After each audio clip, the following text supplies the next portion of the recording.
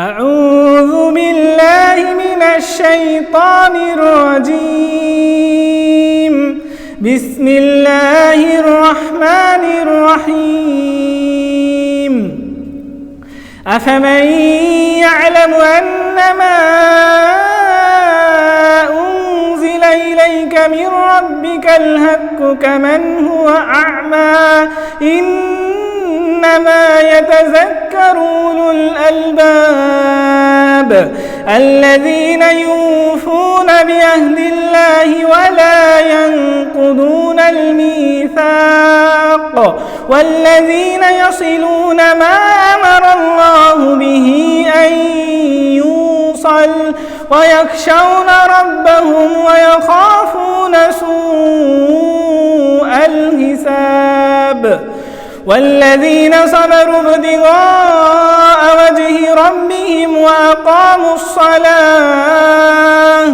وأقاموا الصلاة وأنفقوا مما رزقناهم سرا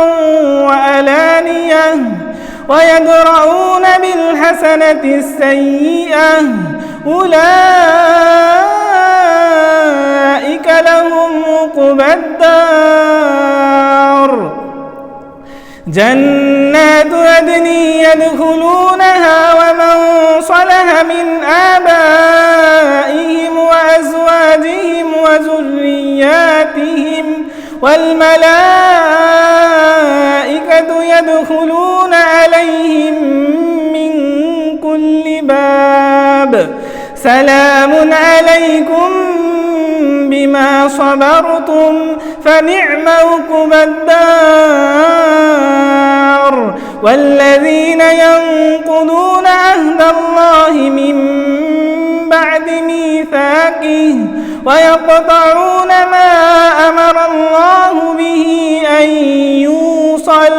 ويفسدون في الأرض أولئك لهم اللعنة ولهم سوء الدار الله يبسط الرزق لمن يشاء ويقدر وفرحوا بالحياة الدنيا وما الحياة الدنيا في الآخرة إلا متاع ويقول الذين كفروا لولا أنزل عليه آية من ربه قل إن الله يضل من يشاء ويهدي إليه من أناب الذين آمنوا وتطمئن قلوبهم بذكر الله ألا بذكر الله تطمئن القلوب صدق الله العلي العظيم যে ব্যক্তি জানে তোমার রবের পক্ষ থেকে তোমার প্রতি যা নাজিল হয়েছে তা সত্য, সে কি তার মতো যে অন্ধ? বুদ্ধিমানরাই শুধু উপদেশ গ্রহণ করে, যারা আল্লাহর অঙ্গীকার পূর্ণ করে এবং প্রতিজ্ঞা ভঙ্গ করে না।